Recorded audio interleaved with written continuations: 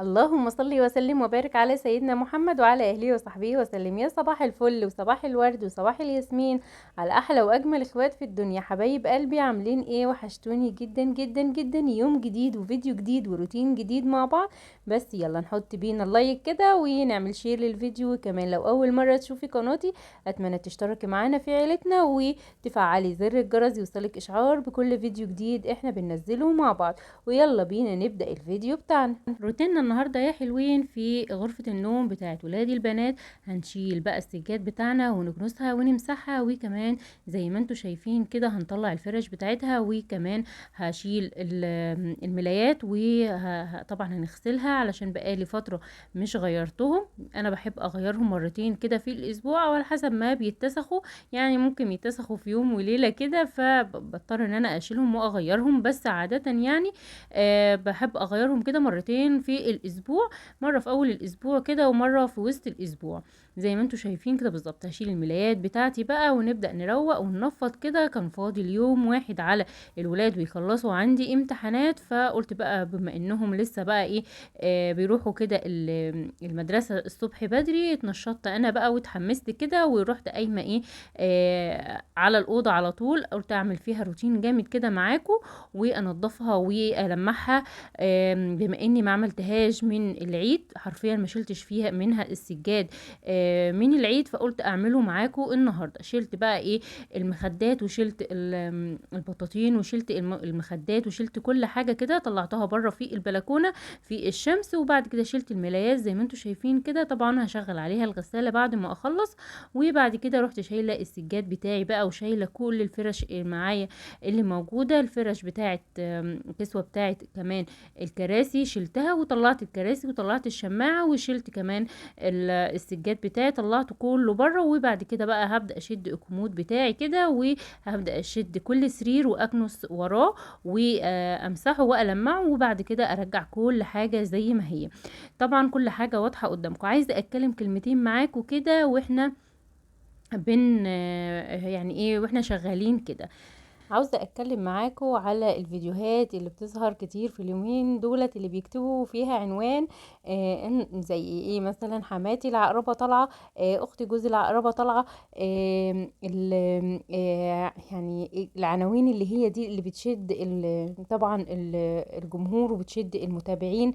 العناوين دي انا ما بخش بقى واشوف الفيديوهات دي والاقي واحدة تقول اخت جوزي العقربة، عمتي العقربة، حماتي العقربة. ايه يا جماعة، ما عادش فاضل لينا كلام غير عن نجيب في سيرة الناس وان احنا نقل ادبنا عشان خاطر نعلى بالريتش ونعلى بالمشاهدات.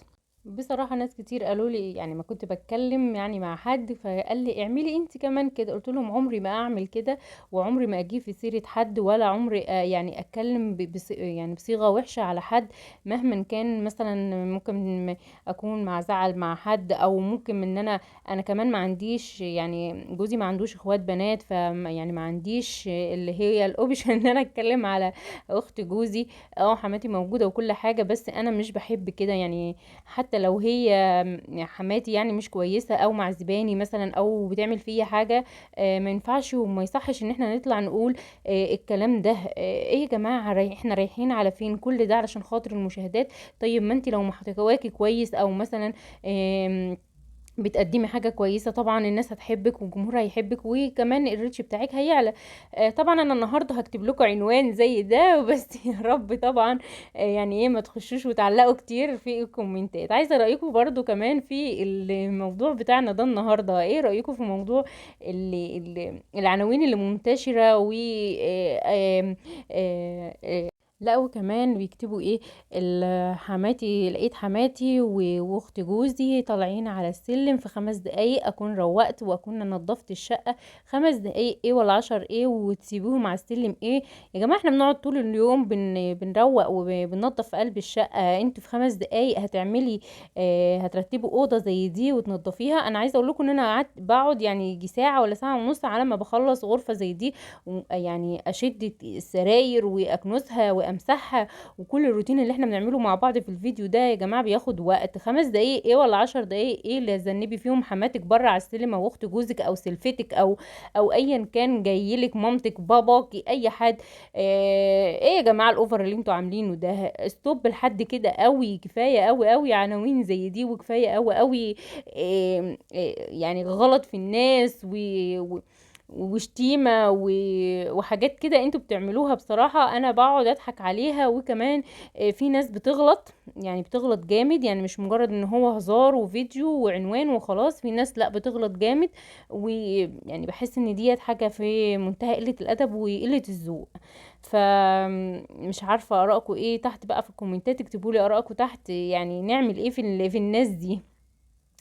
المهم بقى تعالوا ما نرجع للفيديو بتاعنا ونشوف عملنا ايه النهاردة مع بعض. آه اللهم صل وسلم على سيدنا محمد. طبعا احنا زي ما انتم شايفين كده واخدين الأوضة النهاردة فحت وردم زي ما بيقولوا كده، يعني منضفين كل حاجة. يعني شديت السراير بتاعتي ونضفتها كويس جدا، وكمان مسحت وراها. وقلت بقى ايه نجدد الطاقة الإيجابية فيها كده، يعني خلاص بقى ايه ما عادش فيه كتبات ولا بري اقلام بقى ولا الحاجات من دي. خلاص فاضل لهم يوم كده وخلاص يخلصوا امتحانات.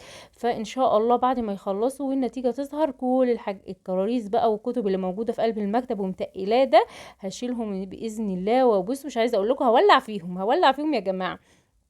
لا طبعا انا بوديهم، يعني لو في حد محتاج كتب مثلا يعني سن اصغر من ولادي ومحتاجهم، طبعا بوديه لهم. يعني لو حد طلبهم بوديه لهم، ما حدش طلبهم بوديهم لوالدتي. عارفين الفرن اللي هو الفلاحي اللي هو بالطوب وبالحطب ده، بوديه لوالدتي يعني بتولع فيهم وكده. وكمان عندي بنت اخويا بتحب الكتبات اللي فيها رسومات وكده، فبتقعد تلعب بيهم يعني، فبوديهم لهم. ولو حد ما طلب، يعني لو حد طلبهم مني بديه لهم، ما حدش طلبهم خلاص زي ما بقول لكم كده بوديهم لوالدتي. آه المهم بقى ان احنا هننضف الاوضه مع بعض كويس جدا، وهنكنسها ونلمعها ونرجعها. بصوا احلى من الاول بكتير، يعني متهيألي الروتين ده احلى بكتير من الروتين بتاع العيد كمان. هنشد الكومودينو بتاعنا كده، وكمان هنخش على البلكونه. عايزه اقول لكم ان انا طبعا عامله شباك المونتان في قلب البلكونه. لو مش عامله شباك الالمونتان في قلب البلكونه، طبعا انتوا في ناس قديمه معايا، والناس القديمه عارفين ان انا هديت البلكونه دي طبعا عشان كانت واقعه خالص، وهديتها وبنيتها. وزي ما انتم شايفين كده عملت فيها شباك. صراحه الشباك ده انقذني من التراب ومن العفره ومن كل حاجه. وحاطه فيها خزين كده لحين ان شاء الله ما نشوف هنعمل فيها ايه مع بعض. حاطه فيها تربو كده، حاطه فيه المناديل والاكياس وكل حاجه. وكمان فرشه فيها سجاده زي ما انتم شايفين كده، منضفالي الدنيا واكنها جزء من الشقه وجزء من الاوضه. يعني بصوا حاجة كده في منتهى النظافة، حرفيا في منتهى النظافة. فهناخدها معانا كده يعني ترويقة كده على السريع معانا كده يعني مع الأوضة كده. هنشيل السجادة بتاعتها وننفضها ونطلعها برضو هي كمان في الشمس ونكنسها. وبعد كده هنمسحها ونفرش السجادة بتاعتها عادي خالص. طبعا المخدات والبطاطين بتاعت السراير زي ما انتوا شايفين كده انا حطاهم على السور بتاع الشباك. عايزه اقول لكم ان هي انقذتني كتير من التراب والعفره، بالذات في اليمه دي، لان اليمه دي بتتطرب بسرعه. بالذات كمان ان انا بحب ادخل فيها وانشر فيها، يعني معظم غسيلي ونشيري في البلكونه دي. فما ينفعش خالص ان انا كنت يعني اسيبها خالص وادخلها في الاوضه. وفي نفس الوقت انا كنت عايزه استغلها في حاجه معينه كده، هنشوفها ان شاء الله في الايام اللي جايه مع بعض. وكمان كنت يعني بشتغل فيها وبنشر فيها وبحط فيها حاجات كتير جدا. فروحت ايه بقى قافلاها بايه شباك المونتان كبير كده زي ما انتوا شايفين. وبعد كده بقى ايه مسحتها وسبتها تنشف خالص براحتها. وبعد كده هاجي بقى للاوضه المع السراير بتاعتي والمع كومودينو والمع كل حاجه كده بالملمع بتاعي. لو عايزين اسم الملمع طبعا هسيبه لكم، اسمه اللي هو جلاد من تقريبا من شركه ماي واي. في ناس كتير بتشتغل اونلاين ماي واي، انتوا عارفينهم طبعا. فانا بحب النوع ده من الملمع. طبعا غير البليتش ده حلو قوي وريحته حلوه قوي، في منه روايح كتيره، وكمان بيلمع كل حاجه انت ممكن عايزه تلمعيها، يعني الرخام بتلمعيه بيه، خشب بتلمعيه بيه، اي حاجه، ترابيزات، المطبخ، اي حاجه عايزه تلمعيها بتلمعيها بيه. تمام كده، تمام كده. فبعد كده بقى لمعته وشلت الكومودين وكده، طلعته فوق علشان كمان ان انا اقدر امسح كده وانضف الاوضه كويس جدا. وبعد كده اجيب بقى ايه السجاده بتاعتي. عايزه اقول لكم ان الميه اتسخت جدا. عايزه اقول لكم ان انا مش دي اول مره امسح بيها، انا بمسح اول مره بكلور او بكلوريكس الوان، وبعد كده بمسح بيه نوع معطر اللي هو فريده بخوخ بقى، بالفل، بالياسمين، بالعود، اي ريحه حلوه وخلاص. المهم هنمسح كويس جدا الارضيه لانها حرفيا كانت متسخه. شوفوا كنت بوريكم لون شكل الميه كان لونه عامل ازاي، كان لونها متسخ خالص، كان يعني متطربه خالص الاوضه. وبعد كده بقى ايه، رحت كبيت الميه بتاعتي وحطيت زي ما بقول لكم المعطر، وهاجي بقى اعيد على اللهم صل وسلم على سيدنا محمد، على الارضيه بتاعه الاوضه، واديها بقى المعطر عشان يثبت كده ويدي للاوضه بتاعتنا ايه، ريحه حلوه، ويدي للسيراميك بتاعنا لمعه حلوه. همسح الاوضه كلها والمعها كلها، وبعد كده اسيبها تنشف، وبعد كده نرجع بقى نمسح، بعد كده نرجع نفرش السجاد بتاعنا ونرجع الاوضه بتاعتنا زي ما كانت. ولايك بقى وشير وسبسكرايب للقناه لو اول مره تشوفيني، وفعلي زر الجرس لو وصلتي معانا لحد كده عشان يوصلك كل فيديو جديد احنا بننزله مع بعض. سيبنا الاوضه بتاعتنا تنشف بعد ما لمعناها تلميعه قويه جدا، وبعد كده نجيب بقى ايه السجاد بتاعنا ونحط بقى السجاد بتاعنا نفرشه كده ونرجع كل حاجه مكانها. عايزه اقول لكم بقى ان انا في هذه اللحظه، ايوه هزيت الستاند، فايه بقى يعني هنادي لحد من الولاد يعني اشيل انا المكتب ونحط بقيه السجاده تحت المكتب كده. وبعد كده هجيب بقى طقم الملايه الحلو ده ونبدأ بقى ان احنا نفرشه على السرير علشان نفنش الأوضة بتاعتنا. وبعد كده نروح نشوف هنعمل ايه في المطبخ بتاعنا. لسه الفيديو معانا مكمل معانا، واليوم طويل جدا جدا مع بعض. يعني انا حبيت ان انا اقضي معاكم اليوم من اوله لاخره، او روتين اليوم ده من اوله لاخره، عشان مفيش حاجة تفوتنا ونعيش يومنا كده اول باول مع بعض. هشيل بقى ايه المخدات بتاعتي ادخلها بقى طبعا بعد ما اتشمست. مش عايزه اقول لكم ريحه المخدات وهي جايه من الشمس كده بتبقى ريحتها جميله جدا. انا بحب ريحه الشمس، بحب ريحه الحاجه، يعني ما بتبقى داخله من الشمس كده بحس بطاقه، بحس بريحه، بتديني نشاط كده وحماس ان انا يعني بقيت الحاجه يعني انا عايزه اطلعها كلها في الشمس. حرفيا ببقى محتاجه ان انا اطلع كل العفش كده في الشمس يتطهر كده وياخد ريحه حلوه كده، وارجع ادخله تاني. وبالذات بقى السجاد كده لما بتطلعيه في الشمس، ولو عندك بقعة في السجاد كده وبتمسحيه على الناشف وتطلعيه في قلب الشمس، يا بتبقى ريحته جميلة جدا. وبعد كده بتجيبي بقى ايه فوطة مبلولة كده، او بتجيبي يعني فرشة مبلولة كده بمعطر وتعملي السجاد بتاعك كده بمعطر كده على الناشف، وبعد كده تطلعي السجاد بتاعك في الشمس. السجاد بيطهره وبيلمعه وبيخليه كمان ينشف معاكي كده ويثبت ريحة المعطر او ريحة الحاجة اللي انتي عملتيها.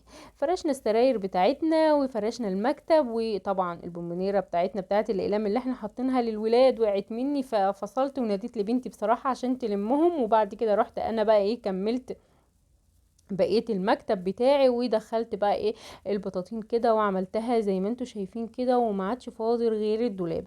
الناس بقى اللي كل مره تقول لي يا نهى انت بتلمعي الاوضه وما مش فيكيش بتلمعي الدولاب، اخر حاجه يا جماعه انا بلمعها هي الدولاب، علشان خاطر يعني ايه يعني خلاص ببقى خلصت الاوضه، ما هو مش هتشيليه ولا هتحطيه من يعني في حته، فاللي هو ايه خلاص بقى ما عادش حاجه غيره، فبلمعه هو وخلاص بقى في النور بقى على كده، وخلاص الاوضه بتاعتي بتبقى خلصت على كده.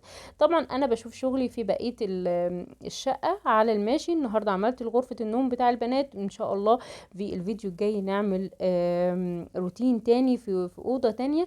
عايزه اقول لكم كل يوم ما بتعملي اوضه بالنشاط والحماس والروتين بتاعنا النهارده ده، بتفضل الشقه بتاعتك رايقه ونظيفه، وما تحتاجيش ان انت تعمليها كلها في يوم واحد، ولا بتحتاجي ان انت تصعبي الامور على نفسك، ولا تلاقي الشقه كركبه اتركبت كلها معليكي مرة واحدة واتكومت عليكي كده، وتحسي ان كل حاجة بتاخد منك وقت ومجهود والدنيا بتبقى صعبة عليكي. لا، هوني على نفسك كده يعني عايزة اقولك كل ما تهوني على نفسك وترتبي افكارك وترتبي يومك وتشوفي اليوم ده محتاجة تعملي فيه ايه، او اكتر حاجة متسخة عندك في الشقة محتاجة ان انتي تعملي يعني تروقيها او تشتغلي فيها هي ايه، وتعمليها. صدقيني كل حاجة في قلب الشقة هتفضل مكانها وهتفضل رايقة وهتفضل نظيفة، ومش مش هتحتاج منك روتينات عميقة، ولا تحتاج منك يعني شغل كتير ولا مجهود كتير.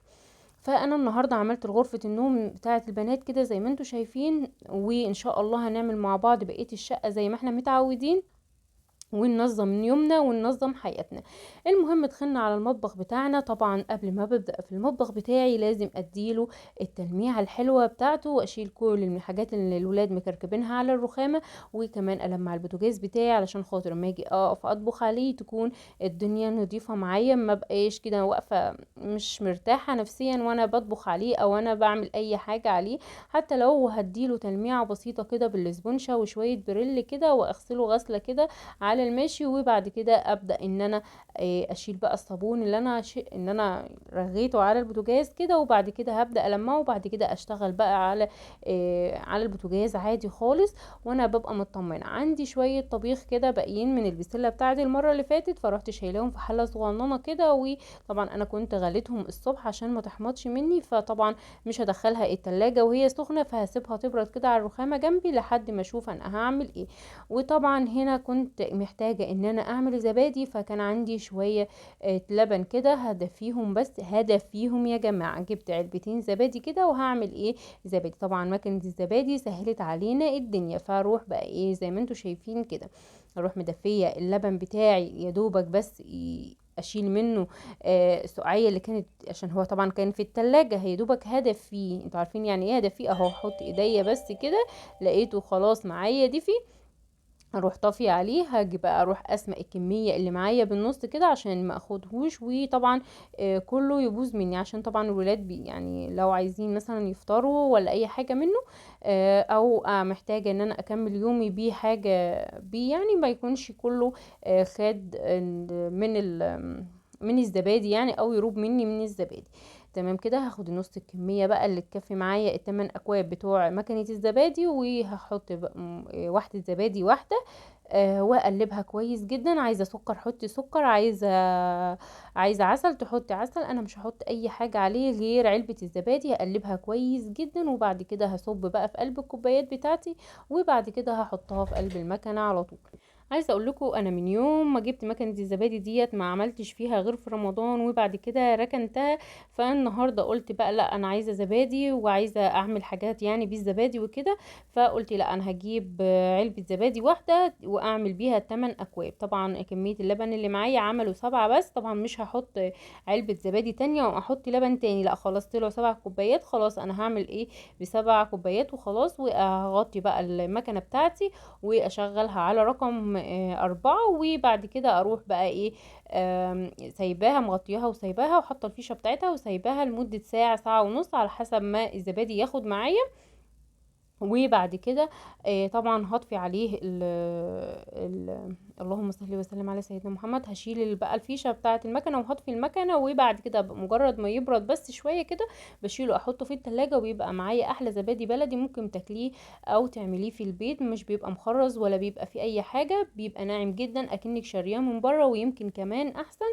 وبيوفر معاكي علبه زبادي واحده هتعمل معاكي 8 اكواب من الزبادي. طبعا عشان انا كنت محتاجه زبادي على طول وضروري ان انا اتبل يعني زبادي، اتبل الفراخ اللي معايا زي ما هنشوف مع بعض، فكنت محتاجه زبادي. فروحت شاريه ايه 3 علب، علبه عملت بيها وعلبه اكلتها بقول لكم الصراحه، وعلبه اكلتها وعلبه هنعمل بيها تتبيله الشيش طاووق النهارده مع بعض. بس الاول كده هروح بقى اغسل كام طبق وكام معلقه والحاجات اللي موجوده معايا في قلب الحوض كده، واحنا واقفين مع بعض نستغفر الله ونقول استغفر الله العظيم من كل ذنب عظيم، استغفر الله العظيم واتوب اليه، ونصلي على رسولنا الكريم تحت في الكومنتات ونقول اللهم صل وسلم على سيدنا محمد وعلى اهله وصحبه وسلم، ونحط اللايك والشير وسبسكرايب للقناه وفعلي زر الجرس يوصلك اشعار بكل فيديو جديد احنا بننزله مع بعض. انتي يا نهى بقيتي بتقولي حطوا اللايك كتير قوي، عشان انتوا بتنسوا يا جماعه تحطوا اللايك، وبتنسوا تعملوا شير للفيديو، وبتنسوا تكتبوا كومنتات تحت حلوه كده ايجابيه تشجعني وتحمسني. وكمان الناس اللي بتدخل تشوف الفيديو، الناس الجديده اللي بتدخل تشوف الفيديو ما بتشتركش معانا ليه يا جماعه؟ ما بتشتركوش معانا، اشتركوا كده وكبروا عيلتنا وابقوا جزء من حياتنا زي ما احنا جزء من حياتكم. تمام كده. تمام كده، غسلنا بقى الحلة اللي موجودة معانا والطبقين اللي كانوا موجودين معانا وهنصفيهم كده، وبعد كده هنروح نشوف هنعمل ايه مع بعض. هاخد بس هدنة من الكلام كده على ما نشطف بس ايه المواعين اللي معانا دي او الكوبايات والحاجات اللي معانا دي. مش معنى كده ان انتوا تروحوا في اي حتة، لا لا لا لا، ما تسيبوش الفيديو، ما تروحوش في اي حتة، انا موجودة معاكم.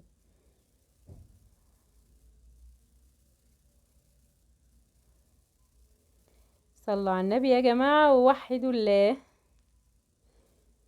غسلنا المواعين بتاعتنا، ما خدوش مننا اقل من دقيقتين او 5 دقايق حرفيا، وبعد كده بقى ايه، هنغسل الحوض بتاعنا وهنغسل الفوطة بتاعتنا، علشان طبعا تعبت معانا في التلميعات اللي احنا بنلمعها في اول اليوم وفي نص اليوم وفي اخر عايزه اقول لكم الفوطة دي بتتعب جدا على مدار اليوم شغالة الفوطة دي، فبصراحة ربنا يكون في عونها. نشطف الحوض بتاعنا، طبعا هي غسل اولية للحوض كده في بداية اليوم، وطبعا في اخر اليوم بغسله وبنشفه كويس جدا، وبحس ان هو مطفي بلمعه بزيت جونسون او بزيت، لو انت عندك زيت اكل نضيف ممكن تحطي حته في قطنه كده وتلمعيه بيها هو والرخام، هيطلع معاكي حلو، بس الاحسن عشان طبعا ريحه الزيت ما تبقاش وحشه في قلب المطبخ اللي هو زيت الجونسون. تمام كده، هغسل ايدي بقى بالشاور هاند كده، علشان طبعا كل الحاجات اللي كانت في ايديا بقى مكان غسيل المواعين وغسيل الفوطة ما تطلعش على الاكل اللي انا هستخدمه. عايزة اقول لكم بقى انا عندي الفراخ دي حرفيا كده من قبل رمضان، لقيتها في الفريزر ولقيت كمان معاها كيس لحمه، عينت بقى كيس اللحمه كده وطلعت الفراخ دي.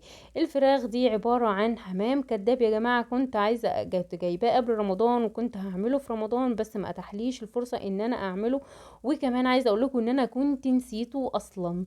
فدلوقتي معايا حوالي 7 اوراق مخليين، فهاخد 4 اشيل منهم الجلد واشيل منهم كل حاجة موجودة فيهم كده، وهنعملهم مع بعض احلى شيش طاووق، والباقي هنشيله في الفريزر اكيد هنحتاجه، يا عملناه حمام كداب يا كملنا في يوم تاني وعملنا شيش طاووق او عملنا بيه في وصفة تانية حلوة جدا. فهبدأ بقى ان انا اخلي الورك اللي معايا من الجلد، وطبعا شوفوا مجمدين يعني بشدهم بالعافية كده، فهروح بقى ايه شايله الجلد وشايله حته العظم اللي بتاعت الدبوسه اللي تحت الكبيره دي، وبعد كده همسك بقى ايه الورك بتاعي اقطعه 3 4 5 6 على قد ما انت عايزه او على حسب الحجم اللي انت عايزاه. زي ما انتوا شايفين كده خدت 4 اوراق وشلت منهم الجلد وشلت منهم كل حاجة، وبعد كده قطعتهم، وبعد كده هشيل ال3 اوراق التانيين في الفريزر لحين استخدامهم. اهو هروح اغسل ايدي بقى كده بالشاور، وبعد كده هروح بقى ايه جايبه الكيسه بتاعتي وحطاهم فيهم وزقاهم في الفريزر على طول قبل ما يفكوا معايا وهم متجمدين كده. وبعد كده هتخلص من الجلد اللي معايا وهاخد بقى الشيش طاووق بتاعي اديله غسله محترمه وانقعه في ميه وملح وليمون، وطبعا ورق لورا وحبهان، اي توابل انت بتحبيها او بتغير معاكي ريحه الحاجه يعني، او بتطلع معاكي ريحه الزفاره وانت بترتاحي فيها في محلول النقع طبعا اشتغلي بيها. انا بحب احط كبابة صيني قوي في قلب المحلول النقع، وكمان الجنزبيل البودر، وكمان لو عندي عود قرفة ممكن احطه فيها. وحاجة لو حاجة خفيفة زي كده وعارفة ان انا غسلها قبل كده ونقعاها، بكل الحاجات دي بروح حط عليها شوية مية، وحط عليها حبة ملح كده، وعصر عليها ليمونة، وخلاص. هغسل الحوض طبعا مكان زفارة الفراخ، وهغسل ايديا، وهغسل البلانشة اللي انا قطعت عليها. وبعد كده هجيب بقى الملح زي ما انتوا شايفين، وهجيب الليمونة بتاعتي واعصرها عليها واسيبها لحين استخدامها. هروح بقى اجيب ايه، طبق كده، واعمل التتبيله بتاعتي. هجيب الزبادي، وهجيب بقى التوابل بتاعتي، وهجيب كمان تتبيله الشيش طاووق من كنور. هاخد منها معلقه واحده بس، لان الكميه اللي معايا صغيره وانا مش عايزه طعمها يبقى حاد، فهجيب هاخد معلقه واحده بس. وبعد كده هاخد كوبايه زبادي، وبعد كده هحط بقى ايه التوابل بتاعتي، اللي هي الكمون، كبابه صيني، السبع بهارات، شطه لو بتحبي. هحط معلقه كبيره من الزيت، هحط معلقه كبيره من الملح. عايزه طبعا تحطي جوز الطيب بتحطي. طبعا توابل كنور او التتبيله بتاعت كنور موجود فيها كل حاجه. عايزه تحطي بابريكا هتحطي، عايزه تحطي كركم بتحطي، التوابل اللي انت بتحتاجيها او بتحبي طعمها حطيها. بس الاساسي معاكي يعني